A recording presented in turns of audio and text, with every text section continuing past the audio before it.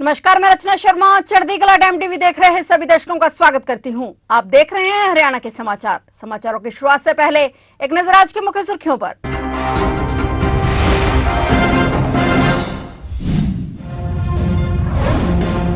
Run for unity में दौड़ा Haryana. CM Nayab Saini ने फतेहाबाद में की कार्यक्रम की शुरुआत। लौह पुरुष सरदार वल्लभ भाई पटेल की 150वीं जयंती पर आयोजन।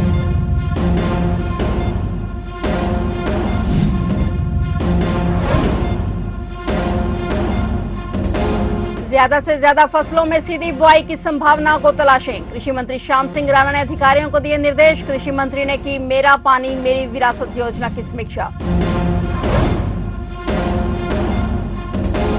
रोहतक में पुलिस बदमाशों के बीच मुठभेड़। आरोपी साहिल के पैर में लगी गोली। 4 अन्य आरोपियों को भी पुलिस ने किया गिरफ्तार।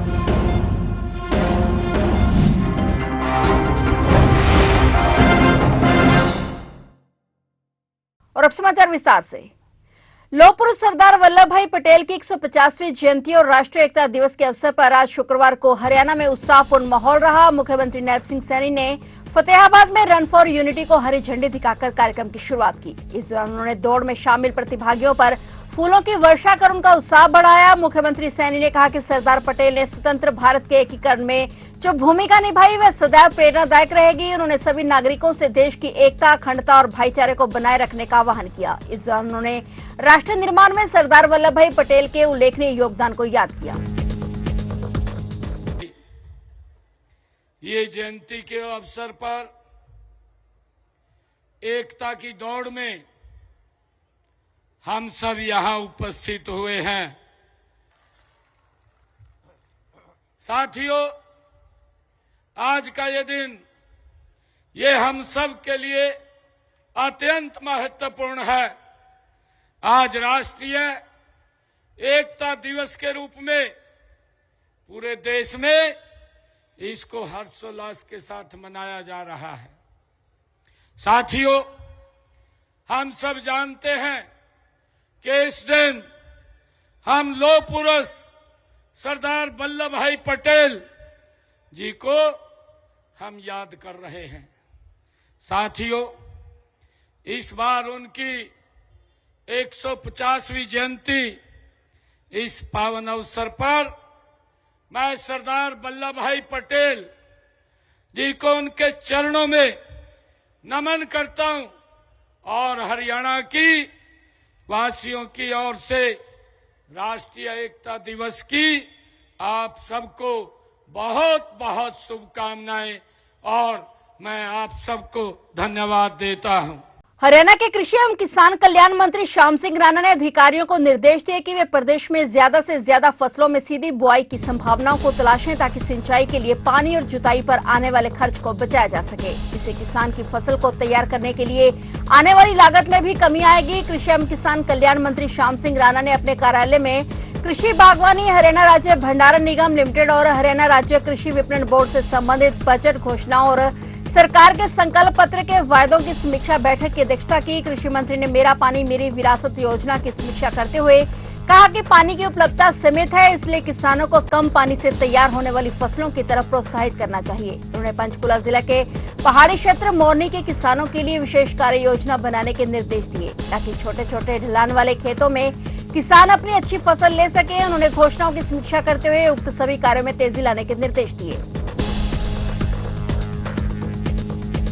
हरियाणा के रोहतक जिले के जसिया से धामड़ रोड पर शुक्रवार सुबह 5:30 पर पुलिस और बदमाशों के बीच मुठभेड़ हो गई, जिसमें एक बदमाश साहिल को पैर में गोली लगी जबकि 4 अन्य को पुलिस ने गिरफ्तार कर लिया है। एसपी रोहतक सुरेंद्र बोरिया ने बताया कि रोहतक पुलिस की अपराध जांच शाखा नंबर 1 की सूचना मिली थी कि कुछ बदमाश गाड़ी में सवार होकर किसी घटना को अंजाम देने के लिए जा रहे हैं। पुलिस ने नाकाबंदी की और बदमाशों को जसिया गांव में धामड़ रोड पर घेर लिया। उन्हें सरेंडर करने को कहा तो बदमाशों ने पुलिस पर गोलियां चला दी, जिसमें पुलिस ने जवाबी कार्रवाई की। इस दौरान रोहतक जिले के सांपला का रहने वाला साहिल घायल हो गया और उसे इलाज के लिए रोहतक पीजीआई में भर्ती कराया गया। और इसके अलावा सांपला के ही रहने वाले प्रवीण, गौरव, मोहित और सनी को पुलिस ने गिरफ्तार कर लिया। साहिल ने 2021 में डोली के अंदर नवविवाहित युवती को गोलियां मारी थी। पुलिस ने आरोपियों से एक देसी पिस्तौल, 3 कारतूस, 1 तलवार, 3 लाठी, 1 ब्लेनो कार बरामद की है। रोहतक एसपी सुरेंद्र बोरिया ने बताया कि उनके खिलाफ हत्या के प्रयास, लूट, स्नैचिंग और डकैती के बहुत से मामले दर्ज हैं। आज जो हमारे मिलने का मुख्य उद्देश्य तो यही है कि जो भी शहर की जो इश्यूज हैं, क्योंकि आप मीडिया जो है पब्लिक के बीच में रहते हैं, क्या क्या इश्यूज चल रहे हैं वो भी हम डिस्कस करते हैं। साथ साथ एक जो आज रोहतक पुलिस की CIA 1 टीम की जो मुठभेड़ कुछ क्रिमिनल्स के साथ हुई है उसके बारे में थोड़ा सा आपको ब्रीफ करते हैं। आज सुबह करीब 5 बजे CIA 1 के पास कोई सूचना थी कि कुछ क्रिमिनल्स जो है वो वेपन्स के साथ किसी वारदात को अंजाम कर सकते हैं। जैसे ही वो इंटरसेप्ट हुए, वो गाड़ी इंटरसेप्ट हुई, उनको फॉलो किया, वार्निंग दी, तो उन्होंने जो पुलिस के ऊपर उन्होंने फायरिंग की गई उनके द्वारा। जब फायरिंग की गई तो अपनी सेल्फ डिफेंस में और रिटेलिएट करने के लिए क्रॉस फायर किया गया, जिसमें एक जो क्रिमिनल था उसको पैर में गोली लगी और उसके जो 4 साथी थे उनको भी वहां डिटेन किया गया। तो जो इंजर्ड है उसको इमीडिएटली हॉस्पिटल लेके जाया गया ताकि उसका ट्रीटमेंट हो सके। इसमें जब प्रिलिमिनरी पूछताछ की गई तो ये पता लगा है कि इनके तार जो विदेशों में बैठे कुछ क्रिमिनल्स हैं उनके साथ जुड़े हुए हैं और इनको जो काम असाइन किया गया था कि डर का माहौल फैलाने के लिए किसी संस्थान पे या जिनको एक्सटॉर्शन कॉल्स करते हैं जो बाहर बैठे हैं वो इनके माध्यम से फायरिंग करके ताकि डर का माहौल फैलाया जाए। अंबाला में आज सरदार वल्लभ भाई पटेल की 150वीं जयंती पर रन फॉर यूनिटी का आयोजन किया गया। इस दौरान कैबिनेट मंत्री अनिल विज ने पहले तो सरदार वल्लभ भाई पटेल की प्रतिमा पर पुष्प अर्पित कर उन्हें नमन किया, तो फिर सभी को शपथ भी दिलाई। वहीं अंबाला पुलिस के जवानों ने भी अपनी प्रस्तुति दी और देशभक्ति भरा गीत भी गाया। वहीं सरदार वल्लभ भाई पटेल की जयंती पर आयोजित कार्यक्रम में विभिन्न स्कूलों के बच्चों ने और प्रशासन ने हिस्सा लिया। आज सरदार वल्लभ भाई पटेल जी की 150वीं जन्म तिथि। सरदार वल्लभ भाई पटेल को लौह पुरुष भी कहा जाता है और आज ये जो हिंदुस्तान हमारे सामने है ये भी उनकी बदौलत है, क्योंकि हम आजाद हो गए लेकिन देश अलग अलग रियासतों, अलग अलग राज्यों में बटा हुआ। लगभग 562 रियासतें थीं उस वक्त। देश की पहली सरकार में सरदार पटेल जी को उप प्रधानमंत्री बनाया गया और होम मिनिस्टर बनाया गया।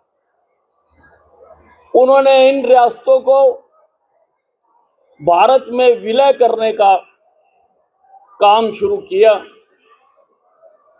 और सभी रियासतों को कहीं पर भी बल प्रयोग नहीं करना पड़ा। सभी रियासतों को उन्होंने इस देश में शामिल करवाया। सांसद नवीन जिंदल ने कहा कि तिरंगा झंडा देश के विकास के लिए कार्य करने की प्रेरणा देता है। इस तिरंगे से प्रेरणा लेकर हम लौह पुरुष सरदार वल्लभ भाई पटेल के सपनों का निर्माण कर सकते हैं। प्रधानमंत्री नरेंद्र मोदी ने वर्ष 2047 तक देश को विकसित बनाने का संकल्प लिया। पीएम के संकल्प को पूरा करने के लिए मुख्यमंत्री नायब सिंह सैनी के नेतृत्व में हरियाणा प्रदेश लगातार इस पथ पर अग्रसर है और आने वाले 10 वर्षों में सबसे पहले हरियाणा विकसित राज्य बनेगा। इस कार्य में प्रदेश और देश के सभी युवाओं को एकजुट होकर अपना योगदान देने की जरूरत है। सांसद नवीन जिंदल द्रोणाचार्य खेल स्टेडियम में लौह पुरुष सरदार वल्लभ भाई पटेल की 150वीं जयंती पर आयोजित जिला स्तरीय रन फॉर यूनिटी कार्यक्रम में बोल रहे थे। इससे पहले सांसद नवीन जिंदल, पूर्व राज्य मंत्री सुभाष सुधा, उपायुक्त विश्राम कुमार मीणा, जिलाध्यक्ष त्रिजेंद्र सिंह गोल्डी ने सरदार वल्लभ भाई पटेल के चित्र पर पुष्प अर्पित कर सच्ची श्रद्धांजलि अर्पित की। सांसद नवीन जिंदल को उपायुक्त विश्राम कुमार मीणा ने स्मृति चिन्ह देकर सम्मानित किया। सांसद नवीन जिंदल ने युवाओं को हरी झंडी दिखाकर रन फॉर यूनिटी में हिस्सा लेने के लिए रवाना किया। सांसद नवीन जिंदल ने राष्ट्रीय एकता दिवस पर एकता की शपथ दिलवाई। पूरे देश के अंदर सरदार वल्लभ भाई पटेल की 150वीं जयंती मना रहे हैं। आप सब जानते हैं कि इस देश को अखंड बनाने के लिए, एक बनाने के लिए 560 से भी अधिक रियासतों को भारत में जोड़ने के लिए सरदार वल्लभ भाई पटेल ने बहुत ही सूझबूझ से काम लिया था और उनको सबको भारत के अंदर शामिल किया था। और उनको सरदार वल्लभ भाई पटेल को उनको लौह पुरुष भी माना जाता है। तो उन्होंने जो है देश के लिए बहुत कुछ किया। तो हम उनका जब हम जयंती मना रहे हैं, अब ये रन फॉर यूनिटी कर रहे हैं, कहीं मार्च पास्ट होंगी, कहीं पर पद यात्राएँ निकाली जाएंगी, उनके व्याख्यान होगा। हम सरदार वल्लभ भाई पटेल के बारे में जब हमें सुनने को मिलेगा, बोलने को मिलेगा, बच्चों को उनके बारे में पता लगेगा, तो उनसे हमें बहुत प्रेरणा मिलेगी। उनसे प्रेरणा मिलेगी तो हमारे देश की एकता और अधिक मजबूत होगी, देश की अखंडता और अधिक मजबूत होगी। तो इसलिए हम ये पूरा हम सरदार वल्लभ भाई पटेल की जयंती को बहुत हर्षोल्लास से हम सब मना रहे हैं। और आप देख रहे हैं कि हज़ारों आज लोगों ने कुरुक्षेत्र में, आज कुरुक्षेत्र डिस्ट्रिक्ट के अंदर यहाँ पर बच्चों ने, युवाओं ने, सबने हिस्सा लिया। अंबाला सेंट्रल जेल का डीजी आलोक राय ने निरीक्षण किया। इस दौरान उन्होंने जेल की सभी व्यवस्थाएं जांची। दरअसल अंबाला सेंट्रल जेल अक्सर सुर्खियों में रहती है। कभी जेल से कैदी के भागने तो कभी मोबाइल मिलने के मामले अक्सर सामने आते हैं और इन्हीं अफवाहों पर लगाम लगाने के लिए अंबाला में डीजी जेल ने सेंट्रल जेल का निरीक्षण किया। इस दौरान हर एक हिस्से को ध्यानपूर्वक देखा गया और कहा कि हमारी व्यवस्थाएं पूरी तरह से दुरुस्त हैं और अच्छा इंफ्रास्ट्रक्चर जेल में बनाया गया है। वहीं उन्होंने कहा कि कुछ बातें सामने आई थी जिसमें कहा जाता है कि गैंगस्टर को जेल में अच्छा माहौल दिया जाता है, जिस पर उन्होंने कहा कि उन सब पर लगाम लग गया है और सभी को दिखाया गया है कि किस प्रकार ये माहौल बना हुआ है और जेल के अंदर हर व्यक्ति को एक जैसी जिंदगी मिलती है। जो लोग नीचे से अपराध करते हुए उठ रहे हैं बड़ी तेजी से, तो वो अपने आप को ये दिखाने की कोशिश करते हैं कि हम अंदर कोई जैसे 5 स्टार होटल ऐसा है नहीं। यहाँ केवल बुनियादी सुविधाएं दी जाती हैं और जिस तरीके से वो रहते हैं वो आपको दिखाया गया। किस तरह से वो सेल में रहते हैं, किस तरह से वो अनुशासन से बद्ध है, कितने बजे उठते हैं, कितने बजे खाना मिलता है। दिन में यहाँ पे केवल रोटी दाल मिलती है, शाम को यहाँ केवल रोटी सब्जी मिलती है, चावल यहाँ परमिटेड है, हफ्ते में 1 दिन खीर मिलती है। बाकी कैंटीन है, कैंटीन के लिए एक निश्चित राशि है जो परिजन यहाँ जमा करते हैं। मुलाकात कैसे होती है ये भी आपको दिखाया गया। मुलाकात में आपने देखा होगा कि एक फोन सिस्टम है, उधर से फोन उठाना है और इधर से बात करनी है। बाकी वीडियो कॉन्फ्रेंसिंग की फैसिलिटी है वो आपको दिखाई गई। 82% हमारा वीडियो कॉन्फ्रेंसिंग से कोर्ट में प्रेजेंटेशन चल रहा है। फिक्स की हमने सुविधा जगह जगह पे दे रखी है। फिक्स माने प्रिजन इनमेट कॉलिंग सिस्टम, उसमें केवल 2 ही नंबर फीड है। वो जो 2 नंबर फीड है उसी पे आपकी बात हो सकती है। वो भी आपको 10 मिनट टाइम अलॉटेड है। सारा कुछ अनुशासन के हिसाब से है। तो मैंने ये बात क्यों कही? मैंने ये बात इसलिए कही कि लोग करते क्या है, जनरली गैंगस्टर्स को अपने आप को बाहर ये दिखाते हैं कि हम जेल में बड़ी मस्ती। ऐसा नहीं है। मैनुअल लेबर उनको अलॉट हो रहा है जो पहले उनको अलॉट नहीं होता था, अब हमने अलॉट करना शुरू कर दिया। तो अब वो गैंगस्टर जो है वो सामान्य अपराधी की तरह जो सामान्य काम है, आपने देखा होगा जेल का मेंटेनेंस बहुत अच्छा है। आप सारे लोगों ने देखा होगा जेल का मेंटेनेंस, साफ सफाई, बाग बगीचे, बाहर खेत खलियान, खेलने का ग्राउंड, सारी चीजें मेंटेन की गई है। इसके लिए मैनुअल लेबर की आवश्यकता पड़ती है। मैनुअल लेबर ने सब लोगों को अलॉटेड है और ये सब लोग उस हिसाब से काम कर रहे हैं। तो ये आपको दिखाना आवश्यकता है। पंचकुला राजीव कॉलोनी के एक परिवार ने एक डॉक्टर के ऊपर आरोप लगाते हुए कहा कि उनके बच्चे आर्यन की मौत गलत इंजेक्शन लगाने की वजह से हुई है। उन्होंने आरोप लगाया कि डॉक्टर ने 3 साल के मासूम बच्चे को 2 टीके लगाए और टीका लगने के बाद बच्चे की तबीयत बिगड़ गई और उसकी मौत हो गई। परिजनों का कहना है कि मामूली बुखार होने के कारण बच्चे को डॉक्टर के पास ले जाया गया था और उसके बाद परिजनों ने मनीमाजरा की क्लिनिक पर हंगामा कर दिया और हंगामा होते देख मौके पर डायल 112 को बुलाया गया और उसके बाद सेक्टर 7 के एसएचओ राहुल ने और काफी पुलिसकर्मी भी वहां पहुंचे। एसएचओ राहुल ने बताया कि पोस्टमार्टम की रिपोर्ट के बाद उसी के आधार पर मामला दर्ज किया जाएगा। जो बनती कार्रवाई होगी वो की जाएगी। कुछ नहीं हुआ था, उसकी सिर्फ खांसी जुकाम हुआ था। हम 10 साढ़े 10 बजे तक अरोरा डॉक्टर की दुकान पे गए थे और जब 11 बजे घर आए तो वो रास्ते में ही बेहोश हो गया। हम कुछ बोल नहीं पा रहे। आपके क्या मानना, डॉक्टर ने गलत इंजेक्शन? हाँ, उसने गलती इंजेक्शन लगाया क्योंकि उसने 2 टीके लगाए थे, उसने 1 नहीं लगाया था। पता नहीं मेरे बच्चे के क्या करते उसने। मिक्स करके लगाया है, अलग अलग लगाया? मुझे नहीं पता, वो अंदर से भर के लेते पहले भी जाते हो डॉक्टर के पास? नहीं, मैं तो पहली बार गई थी, मैं नहीं जाती उसके पास। छोटा सा मेरे भाई का बेटा है जी, 3 साढ़े 3 साल का। सवेरे बिल्कुल ठीक ठाक था जी, मतलब हल्का सा बुखार था। ये अरोड़ा डॉक्टर के लेके गए जी मनीमाजरा उसको, लड़के को।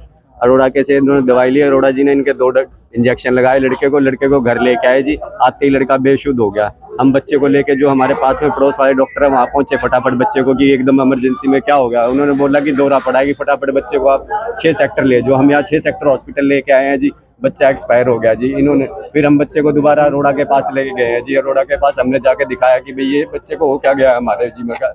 गलत एजेंट के चक्कर में फंसना कितना खतरनाक हो सकता है, ये आप एक मां की आंखों के आंसू से अंदाजा लगा सकते हैं, जो पहले जिला सचिवालय और बाद में थाना सदर में अपने बेटे को सकुशल वापस लाने की गुहार लगा रही है। दरअसल 2 युवकों ने विदेश जाने की जिद पकड़ी और इस बीच वो किसी एजेंट के चक्कर में आए, फिर स्पेन जाने का प्लान बनाया और दोनों युवाओं की स्पेन के लिए एजेंट से 17.5 लाख की बात हुई और उसके बाद कुछ दिन पहले वो स्पेन के लिए रवाना हुए तो उन्होंने कोलकाता पहुंचा दिया और फिर बैंकॉक, फिर तेहरान और अब तेहरान में उन्हें डोंकर्स ने पकड़ लिया है और उनके साथ बेहद ही बुरे तरीके से मारपीट की जा रही है। परिजनों ने कहा कि उन्हें पीटा जा रहा है और डोंकर्स ने उन्हें 20 लाख की डिमांड की है कि दोनों को तभी छोड़ा जाएगा जब व्यक्ति के 20 लाख रुपए घर वाले देंगे। और परिजनों के पास एक वीडियो भी भेजा गया है जिसमें दोनों परिवारों के सदस्यों को रो रो कर बुरा हाल है। वो शिकायत देने के बाद सदर थाना में पहुंचे हैं। उनकी मांग है कि जिस भी एजेंट ने भेजा है उससे पूछताछ हो और उनके बेटे को सही सलामत छोड़ दिया जाए और वे वापस आ जाए। इसलिए प्रशासन और सरकार बार-बार अपील करती है कि डोंकी के माध्यम से ना जाएं और ना ही गलत एजेंट के चक्कर में फंसे, क्योंकि गलत एजेंट के चक्कर में फंसकर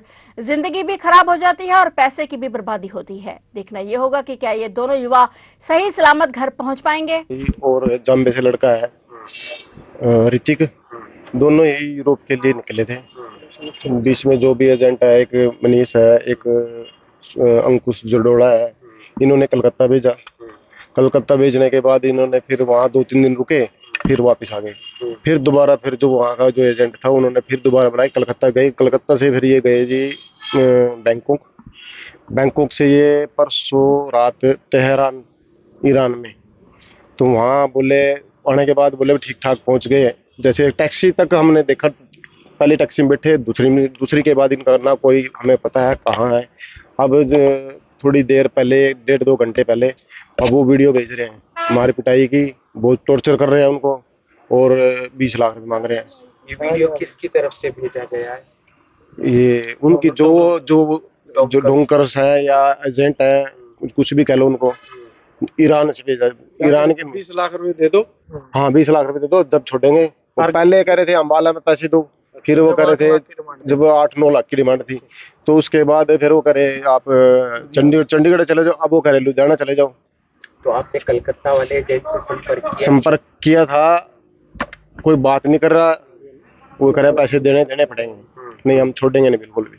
सिरसा जिले में डेंगू के केस लगातार बढ़ते जा रहे हैं। अब तक 275 मरीज डेंगू के मिल चुके हैं, जिनमें से 235 मरीज ठीक भी हो चुके हैं। स्वास्थ्य विभाग के अधिकारियों के मुताबिक दिवाली के त्योहार बीतने के बाद नवंबर महीने में डेंगू के मरीज बढ़ने की संभावना जताई जा रही है और इसके लिए स्वास्थ्य विभाग सिरसा जिला में लोगों को अपने आसपास के एरिया में साफ सफाई रखने की हिदायत दे रहा है और डेंगू का लक्षण मिलने के बाद तुरंत अपने नजदीकी सरकारी और प्राइवेट अस्पतालों में इलाज करवाएं। स्वास्थ्य विभाग के अधिकारियों के मुताबिक ग्रामीण इलाकों में ज्यादा डेंगू के मरीज बढ़ रहे हैं। स्वास्थ्य विभाग की ओर से लगातार संदिग्धों के सैंपल एकत्रित करने और लार्वे का तलाश के लिए सर्वे किया जा रहा है और विभाग ने जिले में अब तक काफी लोगों को लार्वा मिलने पर नोटिस जारी किए हैं। जिले में डेंगू के 275 मरीज मिले हैं, जिनमें से 235 मरीज स्वस्थ हो चुके हैं। उन्होंने कहा कि सिरसा शहर में फॉगिंग भी करवाई जा रही है। साथ ही सीएमओ ने लोगों से अपील की है कि लोगों को कूलर, फ्रिज के पिछले हिस्से, टायरों में लगे जमा पानी को बाहर निकालना चाहिए। डेंगू के बचाव के लिए पूरी बाजू के कपड़े पहने चाहिए।